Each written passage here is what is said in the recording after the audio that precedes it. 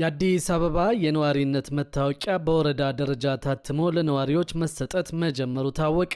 የሲቪል ምዝገባና የነዋሪነት አገልግሎት ኤጀንሲ ከሚሰጣቸው አገልግሎቶች መካከል አንዱ የሆነው የአዲስ አበባ ከተማ የነዋሪነት መታወቂያ ካርድ በወረዳ ደረጃ በመታተም ለህብረተሰቡ ተደራሽ ማድረግ መጀመሩን አስታውቀዋል። ኤጀንሲው የህብረተሰቡን የአገልግሎት ተደራሽነት ለማረጋገጥና ፈጣን አገልግሎት ለመስጠት በትኩረት እየሰራ ሲሆን የከተማዋን ነዋሪዎች እንግልት ለመቀነስም በማዕከልና በክፍለ ከተማ ደረጃ በመታተም ሲሰራጭ የነበረውን የነዋሪነት መታወቂያ ካርድ በወረዳ ደረጃ በማተም አገልግሎት መስጠት ጀምረዋል። በመጀመሪያ ዙር ከፍተኛ ተገልጋይ ባላቸው 22 የተመረጡ ወረዳዎች የተጀመረው ይህ አገልግሎት ደንበኞች ጥያቄያቸውን ባቀረቡበት ቅጽበት መታወቂያቸው ታትሞ ወዲያውኑ እንደሚሰጣቸው የኤጀንሲው ዋና ዳይሬክተር አቶ ዮሴፍ ንጉሴ ገልጸዋል። በቀጣይም በቀሪ ወረዳዎች ላይ የመታወቂያ ህትመት ተግባራዊ እንደሚደረግ ዋና ዳይሬክተሩ ተናግረዋል። ኤጀንሲው የነዋሪዎችን እንግልት በመቀነስ ፈጣን፣ ቀልጣፋና ተደራሽ አገልግሎት ለመስጠት ነዋሪዎች ባሉበት ሆነው አገልግሎት የሚጠይቁበትና የሚስተናገዱበት የኦንላይን አገልግሎት ወደ ስራ ማስገባቱም ታውቋል። የሲቪል ምዝገባና የነዋሪነት አገልግሎት ኤጀንሲ ከፋይዳ ብሔራዊ መታወቂያ ጋር የተሳሰረውን አዲሱን የነዋሪነት መታወቂያ እስካሁን ከ60 ሺህ በላይ ዜጎች መስጠቱንም አስታውቋል። የተቋሙ ምክትል ዳይሬክተርና የኩነት ነዋሪዎች ዘርፍ ኃላፊ አቶ ጥጋቡ ሹመይ ቀደም ሲል በወረቀት ህትመት ይሰጥ የነበረው መታወቂያ ወደ ፕላስቲክ ህትመትና ዲጂታል መቀየሩን አስታውሰው አሁን ዲጂታል የነዋሪነት መታወቂያን ከፋይዳ ጋር የማስተሳሰር ስራ እየተከናወነ ይገኛል ብለዋል። በኢትዮጵያ አርቲፊሻል ኢንተለጀንስ ኢንስቲትዩት የበለጸገው አዲሱ የመታወቂያ ስርዓት አንድ ግለሰብ ለፋይዳ መታወቂያ የተመዘገበበትን መረጃና አሻራውን በቀጥታ ወደ ነዋሪነት መታወቂያ እንዲያስተላልፍ የሚያስችለው ነው ተብሏል። ከፋይዳ ጋር የተሳሰረውን የአዲስ አበባ ከተማ የነዋሪነት መታወቂያ የመውሰድ ፍላጎት ያላቸው የከተማዋ ነዋሪዎች በድጋሚ አሻራ መስጠት እንደማይጠበቅባቸው ተገልጿል። አዲሱን መታወቂያ በፋይዳ መታወቂያ የሚገኘውን አገልግሎት ማግኘት እንደሚያስችልም ተገልጿል። በሌላ መረጃ ደግሞ ለሚቀጥለው የትምህርት ዘመን የክፍያ ጭማሪ የተፈቀደላቸው ትምህርት ቤቶች መኖራቸውን መንግስት ይፋ አደረገ። ይህንን ከግምት በማስገባት ወደ ስራ የማይገቡ ትምህርት ቤቶች የተቀበሉትን ክፍያ እንዲመልሱ ለማድረግ መንግስት ጣልቃ እንደሚገባ አስታውቋል። በ2019 ዓ.ም የትምህርት ዘመን በግል ትምህርት ቤቶች በሚካሄደው የተማሪዎች ምዝገባ የክፍያ ጭማሪና የግብዓት ጥያቄ ላይ ጥብቅ ቁጥጥር እየተካሄደ መሆኑን በአዲስ አበባ ከተማ አስተዳደር የትምህርትና ስልጠና ጥራት ቁጥጥር ባለስልጣን አስታወቀ። ባለፉት ዓመታት የግል ትምህርት ቤቶች በወራዊ ክፍያ፣ በምዝገባ፣ በዩኒፎርም እንዲሁም ደግሞ በአይነት በሚጠይቋቸው እንደ ሳሙናና ሶፍት ባሉ ቁሳቁሶች ምክንያት በወላጆች ዘንድ ሰፊ ቅሬታ ሲነሳ መቆየቱ ይታወሳል። በአዲስ አበባ ከተማ አስተዳደር የትምህርትና ስልጠና ጥራት ቁጥጥር ባለስልጣን ይህንን ችግር ዘላቂ በሆነ መንገድ ለመፍታት የትምህርት ቤት ወራዊ ክፍያ ጣሪያን በመወሰን ትምህርት ቤቶች በዘፈቀደ ያልተገደበ ክፍያ እንዳይሰበስቡ የሚያስችል አሰራር መዘርጋቱ ይታወቃል።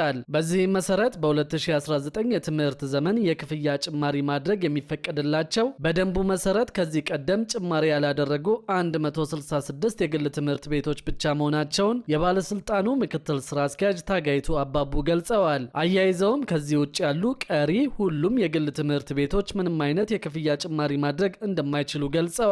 ባለፈው ዓመትም መመሪያውን በመጣስ በቅድመ አንደኛ ደረጃ ተማሪ ወላጆች ላይ የጽዳት መጠበቂያዎችንና ወረቀት በአይነት የጠየቁ 149 ተቋማት በክትትልና በወላጆች ጥቆማ ተለይተው እርምጃ እንደተወሰደባቸው የገለጹት ምክትል ስራ አስኪያጇ ቀደም ሲል በአይነት ይጠየቁ የነበሩ ግብዓቶች መመሪያውን የሚጥሱ በመሆናቸው አሰራሩ እንዲቆም መደረጉንም አብራርተዋል። ወላጆች ለአዲስ ተማሪዎች የፈተና ክፍያን ጨምሮ ሌሎች ያልተፈቀዱ ክፍያዎች ሲጠየቁ ወይም ግብዓቶችን በአይነትና በገንዘብ እንዲያቀርቡ ሲገደዱ በነፃ የስልክ መስመር 9023 ወይም በአካል በመቅረብ ጥቆማ ማቅረብ እንደሚችሉ ገልጸዋል። ባለስልጣኑ መመሪያውን በሚጥሱ ተቋማት ላይ የሚያደርገውን ጥብቅ ቁጥጥር አጠናክሮ እንደሚቀጥልም አረጋግጠዋል። የግል ትምህርት ቤቶች ዘመኑ የደረሰበትን ተለዋዋጭና ተደራሽ የክፍያ አማራጮች እንዲያቀርቡ አዲሱ መመሪያ ያስገድዳል። ትምህርት ቤቶቹ የክልልና የከተማ አስተዳደር ትምህርት ቢሮዎች ከሚያወጣቸው የክፍያ መመሪያዎች ውጪ ያልተፈቀደ ክፍያ ማስከፈል እንደማይችሉም በመመሪያው ላይ ተቀምጧል።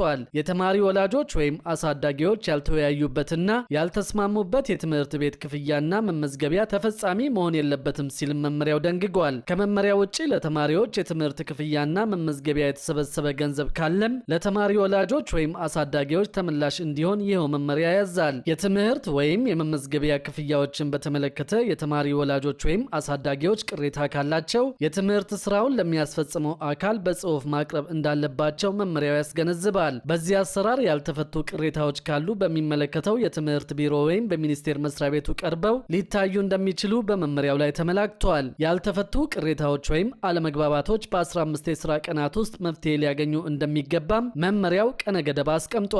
በሌላ በኩል ደግሞ ለማንም የግል ድርጅት ወይም ግለሰብ ውክልና አልሰጠውም ሲል የኢሚግሬሽንና ዜግነት አገልግሎት አስታውቀዋል። የኢሚግሬሽንና ዜግነት አገልግሎት የደላሎችን ጣልቃ ገብነት ለማስቀረትም አገልግሎቶቹን ዲጂታላይዝ እያደረገ መሆኑን ገልጿል። የአገልግሎቱ የህዝብ ግንኙነት ኮሚኒኬሽን ዳይሬክቶሬት የሆኑት አቶ አምቦ መቃሳ እንደገለጹት በተለያዩ የማህበራዊ ሚዲያ ገጾች የሚንቀሳቀሱ ህገወጥ ደላሎችን ለመከላከል የአገልግሎት አሰጣጡን ወደ ዲጂታል አሰራር ሙሉ በሙሉ እያሸጋገሩ መሆኑን ገልጸዋል። ይሁን እንጂ መስሪያ ቤቱ ለማንም የግል ድርጅት ወይም ግለሰብ ውክልና እንዳልሰጠም ተናግረዋል። አገልግሎቱ የሚሰጥባቸውን መንገዶች በተመለከተ ፓስፖርትም ሆነ ሌሎች የቪዛ አገልግሎቶች የተገልጋዩን ባዮሜትሪክስ ወይም የጣት አሻራና የአይን ምስል የሚጠይቁ በመሆናቸው በሶስተኛ ወገን ወይም በደላላ በኩል ጉዳይ ማስፈጸም ፈጽሞ የማይቻል መሆኑን ዳይሬክተሩ አሳስበዋል። የሙስናና የብልሹ አሰራርን ለመከላከል የገንዘብ ክፍያው ከሰው ንክኪ ነፃ እንዲሆን ተደርጓል።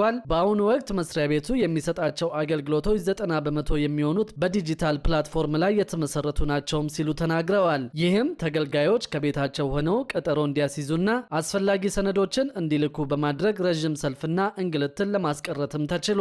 የድረገጽ መቆራረጥና የኔትወርክ ችግሮችን በተመለከተም መስሪያ ቤቱ በየጊዜው የማሻሻያ ስራዎችን እንደሚሰራ ገልጸዋል። ተገልጋዮች በድረገጽ መጠቀም ቢቸገሩ እንኳን በ28ቱ የክልል ቅርንጫፎች በአካል በመቅረብ አገልግሎቱን በነፃ ማግኘት እንደሚችሉ ተገልጿል። የኢሚግሬሽንና ዜግነት አገልግሎት በውጭ ሀገራት የሚኖሩ ኢትዮጵያውያን አዲሱን የኤሌክትሮኒክ ፓስፖርት ለማግኘት በተቋሙ የበይነ መረብ ቅጽ ላይ መመዝገብ እንደሚችሉም አስታውቀዋል። አዲሱን የኤሌክትሮኒክ ፓስፖርት አገልግሎት በውጭ ሀገር በሚገኙ የኢትዮጵያ ኤምባሲዎችና ቆንጽላ ጽሕፈት ቤቶች በኩል ተደራሽ ለማድረግ እየሰራ መሆኑን የጠቀሰው ተቋሙ በውጭ የሚኖሩ ዜጎች የፓስፖርት ማመልከቻ ምዝገባዎችን በአዲሱ የተቋሙ የበይነ መረብ ቅጽ ላይ ብቻ እንዲሞሉ አሳስበዋል። ተቋሙ የተጭበረበሩና ሐሰተኛ ሰነዶችን በማቅረብ በህገወጥ መንገድ ፓስፖርት ለማግኘት የሚጠይቁ አመልካቾች ቁጥራቸው ከጊዜ ወደ ጊዜ እየተበራከተ መሄዱንም ገልጿል። በ2018 ዓ.ም ብቻ 4000 በላይ ኢትዮጵያውያንና የውጭ ሀገር ዜጎች በሐሰተኛ ሰነድ አገልግሎት ለማግኘት ሲሞክሩ ተይዘው ህጋዊ እርምጃ